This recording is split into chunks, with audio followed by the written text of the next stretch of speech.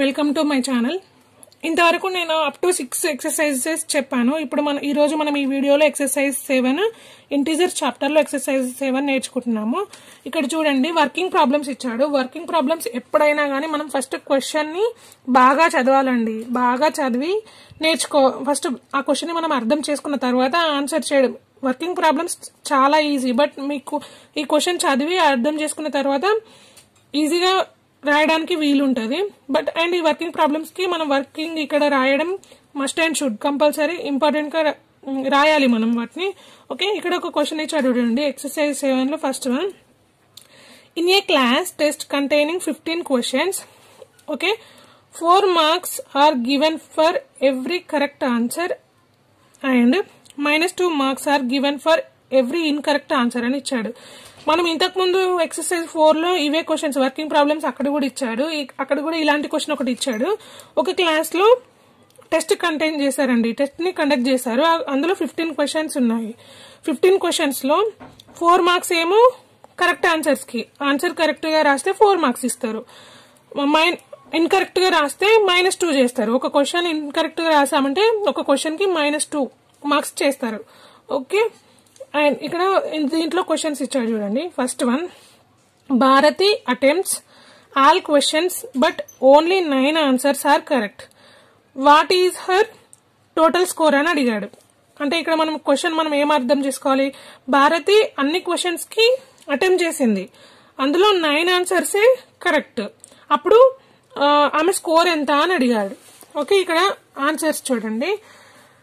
Video తీస్తూ రాయడం ఇబ్బంది అవుతుంది అని చెప్పి నేను ఫస్ట్ రాసిన తర్వాత మీకు ఎక్స్ప్లెయిన్ చేస్తున్నాను.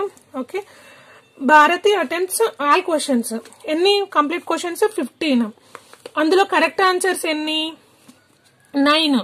ఒక కరెక్ట్ ఆన్సర్స్ కి మనకి ఎన్ని మార్క్స్ ఇస్తారు, 4 మార్క్స్ ఇస్తారు. So 9 into 4 36 marks.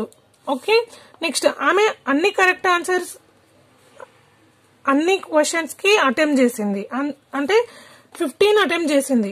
బట్ అందులో కరెక్ట్ ఆన్సర్స్ 9 కదా, 15 లో నుండి -9 చేయండి, చేస్తే ఎంత వస్తుంది 6. అంటే 6 incorrect answers. Okay, incorrect answers 6. ఒక్క ఇన్కరెక్ట్ ఆన్సర్ కి ఎన్ని నెగటివ్ మార్క్స్, -2. దీన్ని మల్టిప్లై చేద్దాం. 6 into 6 2s 12. ఇక్కడ ప్లస్ ఇంటీజర్ మైనస్ అయినా ఏమవుతుంది, మైనస్ ఇంటూ ప్లస్ మైనస్ అవుతుంది. So -12 marks. ఇప్పుడు ఆమెకు మొత్తం ఎన్ని మార్కులు వచ్చాయి, ఇక్కడ కరెక్ట్ ఆన్సర్స్ ఏమో 36 మార్క్స్ వచ్చాయి కరెక్ట్ ఆన్సర్స్ కి. ఇన్కరెక్ట్ ఆన్సర్స్ కి 12 మార్క్స్ నెగిటివ్ అయ్యాయి, అంటే మైనస్ అయ్యాయి. అప్పుడు వచ్చిన మార్కులు నెగిటివ్ అయిన మార్క్స్. ఓకే, 36 నెగిటివ్ అంటే మైనస్ అయిన మార్క్స్. 36 - 12 = 24. ఆమెకు మొత్తం ఎన్ని మార్క్స్ వచ్చాయి, complete total marks, Bharathi gets total marks 24. Okay, దీంట్లోనే సెకండ్ క్వశ్చన్ ఇచ్చాడు. One of her friends Hema attempts only 5 questions and all are correct. What will be her total score. ఎవరు, Bharathi friend Hema ఎన్ని క్వశ్చన్స్ కి అటెంప్ట్ చేసింది, 5 క్వశ్చన్స్ కి attempt చేసింది. ఆమె 5 questions correct answers. So ఒక కరెక్ట్ ఆన్సర్ కి 4 మార్క్స్. ఇక్కడ చూడండి, 5 4s 20 మార్క్స్. సో అయిపోయింది, అంతే, చాలా ఈజీ అండి. ఓకే, నెక్స్ట్ సెకండ్ క్వశ్చన్ చూద్దాం. ఇప్పుడు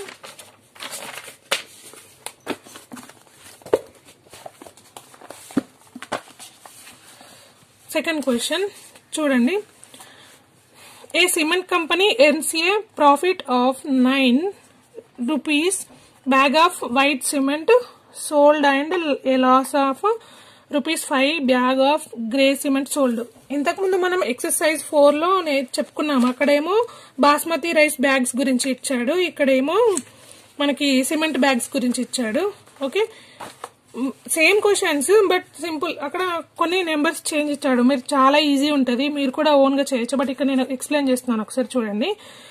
ఒక కంపెనీలో white cement, grey cement, 2 types of cements ఉన్నాయి. వైట్ సిమెంట్ అమ్ముతేనేమో 9 రూపీస్ ప్రాఫిట్ వస్తుంది, గ్రే సిమెంట్ అమ్ముతేనేమో 5 రూపీస్ లాస్ వస్తుంది.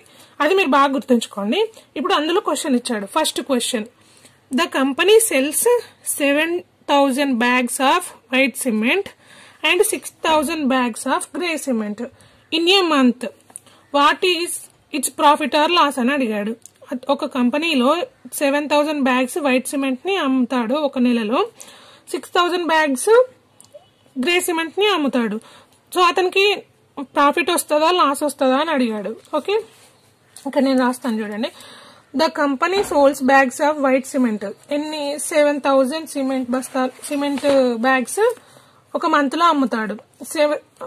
వైట్ సిమెంట్ అమ్మితే మనకు వచ్చేది ప్రాఫిటే కదా, మనకి ఇక్కడ ఇచ్చాడు 7 వైట్ సిమెంట్ అమ్మితే ప్రాఫిట్ వస్తుందని చెప్పాడు. ప్రాఫిట్ ఎంత? 9 రూపీస్ పర్ బ్యాగ్. అంటే 7,000 బ్యాగ్స్ ఇంటూ 9 ఎంత? 63,000. Okay,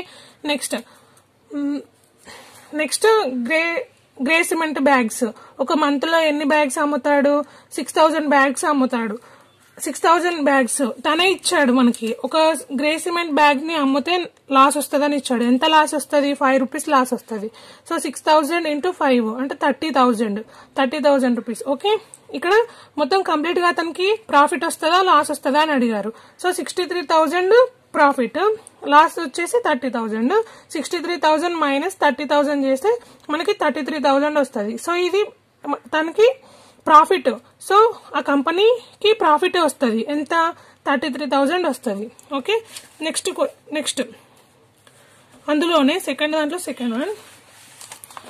what is the number of white cement bags is must sell to have neither profit nor loss if the number of grey bags sold is 5,400 అని ఇచ్చాడు. Same fourth exercise లో same question, but అక్కడ rice bags, ఇక్కడేమో cement bags. Okay, the company sold bags of grey cement is 5,400. Grey bags అంతే ఎలా అయినా లాసే వస్తుంది. ఎంత? ఒక బ్యాగ్ కి 5 rupees loss. 5,400 into 5 bags 27,000. Okay, అతను ఎన్ని బ్యాగ్స్ వైట్ సిమెంట్ అమ్మాలి అంటే మనము ఇక్కడ 27,000 డివైడెడ్ బై, మనకి ప్రాఫిట్ రావాలంటే ప్రాఫిట్ ఎంత? ఒక బ్యాగ్ కి 9 కదా. సో 27 డివైడెడ్ బై మనం 9 వేసుకుందాం. 9 తో క్యాన్సిలేషన్ చేస్తే 9 1 9 3 అంటే 9 3 ఓకే 27. ఇక్కడ 3 zeros ఉన్నాయి కాబట్టి ఇక్కడ కూడా మనం 3 zeros పెట్టుకున్నాం. అంటే 3,000 బ్యాగ్స్ వైట్ సిమెంట్ అమ్మితే అతనికి ప్రాఫిట్ వస్తుంది. Okay, next third question. The temperature at 12 noon was 20 degrees Celsius above 0. Okay, if it decreases at the rate of 20 degrees Celsius per hour until midnight, at what time would be temperature be 8 degrees Celsius below 0? Okay, what would be temperature at midnight? Okay, ఇక్కడ ఏమిచ్చాడు question? The temperature at 12 noon was 10 degrees Celsius above 0 అన్నాడు. above 0 అంటే plus లలో వస్తుంది కదా. above 0 10 degrees Celsius 12 noon. ఎప్పుడు మనకి 12 noon అంటే మధ్యాహ్నం 12 గంటలకి. అంటే మనం ఇక్కడ ఏమని రాయొచ్చు? Temperature at 12 noon 10 degrees Celsius. Okay, if it decreases at the rate of 2 degrees Celsius per hour until midnight. ఇది మిడ్ నైట్ వరకు 2 degrees Celsius తగ్గుతుంది. డిక్రీజ్ అంటే తగ్గడం కదా. మిడ్ నైట్ వరకు తగ్గుతూ వస్తుంది 2 degrees Celsius. అంటే 10 degrees Celsius minus 2 degrees Celsius అంటే అప్పుడు ఏమొస్తుంది? 8 degrees Celsius. ఓకే, అలా గుర్తుంచుకోండి. Okay, at what time would the temperature be 8 degrees below 0 అన్నాడు. 8 degrees Celsius బిలో 0. 8 బిలో 0 అంటే మైనస్ 8 degrees Celsius అని మీరు ఇది గుర్తుపెట్టుకోవాలండి కంపల్సరీ. ఓకే, బిలో 0 అని ఇక్కడ మీకు మెన్షన్ చేశాడు. 8 degrees Celsius అంటే మీరు మళ్ళీ కన్ఫ్యూజన్ అవ్వద్దు.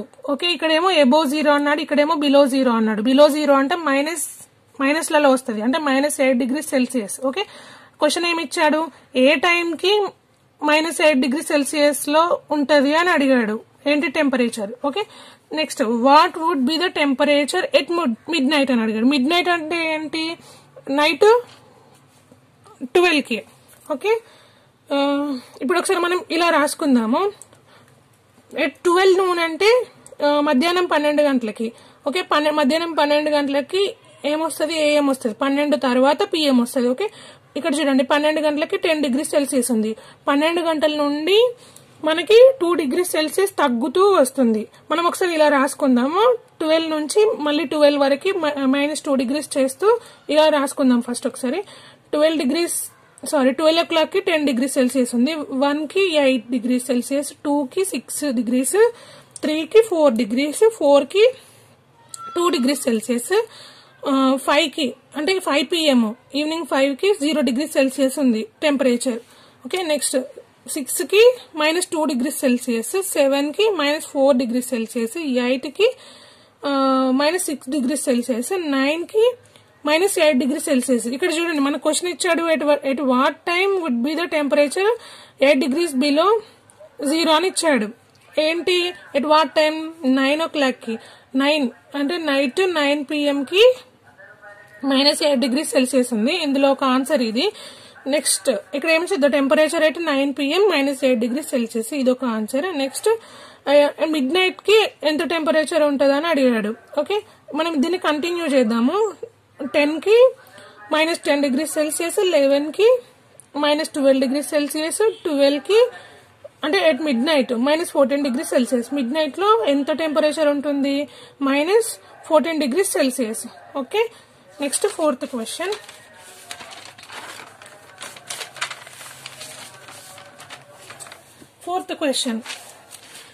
ఇన్ ఏ క్లాస్ టెస్ట్, ఇక్కడ కూడా చూడండి, +3 marks are given for every correct answer and -2 marks are given for every incorrect answer and no marks for not attempting any question అని ఇచ్చాడు. ఎవ్రీ కరెక్ట్ ఆన్సర్ కి 3 marks ఇస్తారు, every incorrect answer కి -2 marks చేస్తారు. Okay, no marks for attempting not, ఏ question అయినా attempt చేయకపోతే ఏమి ఇవ్వరు, 0 ఇవ్వరు, అంటే 0 మార్క్స్ అంతే, ఇంకా దానికి ప్లస్ లేదు మైనస్ లేదు. ఓకే, ఇక్కడ ఒకటి ఫస్ట్ క్వశ్చన్ చూద్దామండి. Radhika scored 20 marks if she got 12 correct answers.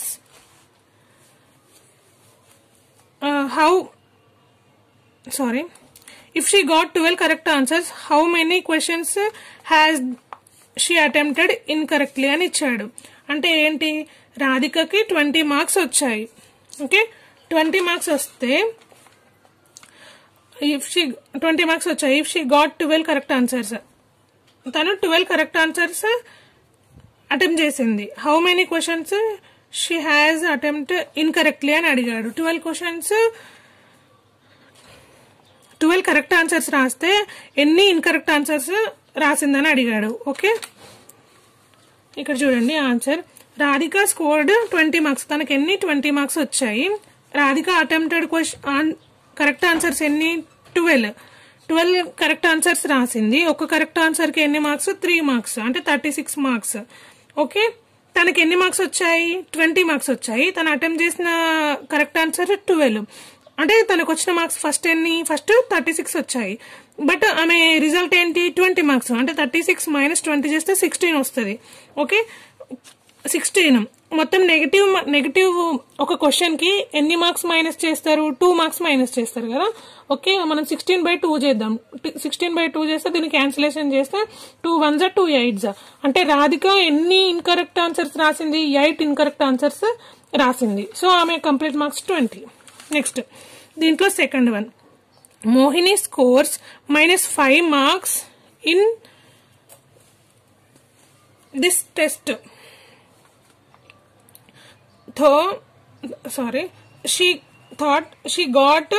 She has got 7 correct answers. How many questions has she attempted incorrectly అని ఇచ్చాడు. రాధికకి ఎన్ని మార్క్స్ వచ్చాయి? -5 మార్క్స్ వచ్చాయి. ఆమె ఏమో 7 కరెక్ట్ ఆన్సర్స్ రాసింది. సో తనకి ఎన్ని ఇన్కరెక్ట్ ఆన్సర్స్ రాసిందని మనకు క్వశ్చన్ అడిగాడు. Okay, Mohini scored -5 marks, she attempts correct answers 7, ఒక ఆన్సర్ కి 3 మార్క్స్, 7 3s 21 మార్క్స్. 21 మార్క్స్, తనకి ఎన్ని మార్క్స్ మైనస్ అయ్యాయి అంటే తనకు వచ్చిన మార్క్స్ ఎన్ని? 25 మార్క్స్. తనకు వచ్చిన మార్క్స్ -5 మార్క్స్. ఓకే, 21 -5 మార్క్స్ చేద్దాం. అప్పుడు మైనస్ ఇంటూ మైనస్ ఏమవుతుంది, ప్లస్ అవుతుంది. 21 + 5 26 మార్క్స్. 26 మనకి ఎన్ని మార్క్స్ మైనస్ చేస్తారు ఒక రాంగ్ ఆన్సర్ కి? 26/2. 2 మార్క్స్ మైనస్ చేస్తారు కాబట్టి by 2 చేద్దాము. క్యాన్సిలేషన్ చేస్తే 2 1s 2 13s 26. Sorry, 2 13s 26. అంటే తను మోహిని ఎన్ని ఇన్కరెక్ట్ ఆన్సర్స్ రాసింది?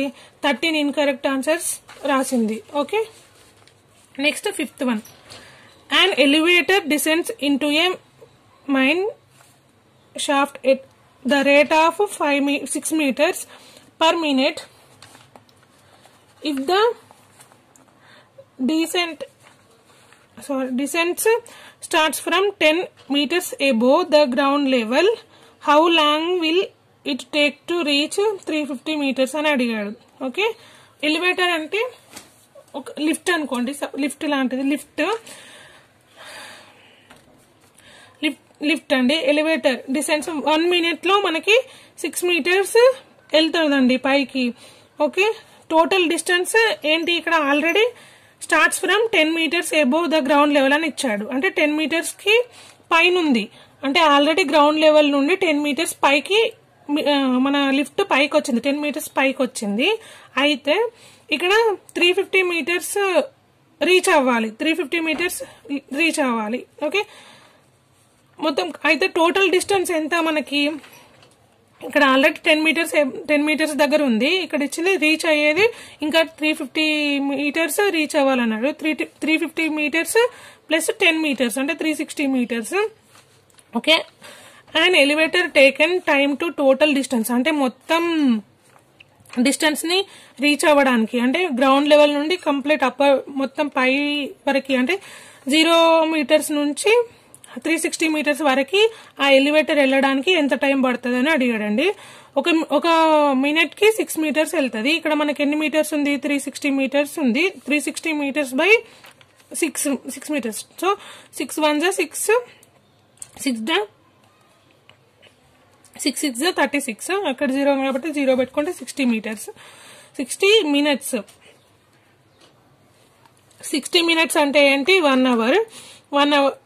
1 hour. ఓకే, ఆ ఎలివేటర్ 360 కంప్లీట్ పైకి అంటే 360 meters వెళ్ళడానికి పట్టే టైం 1 hour అంటే 60 minutes. ఓకే, థ్యాంక్ యూ అండి.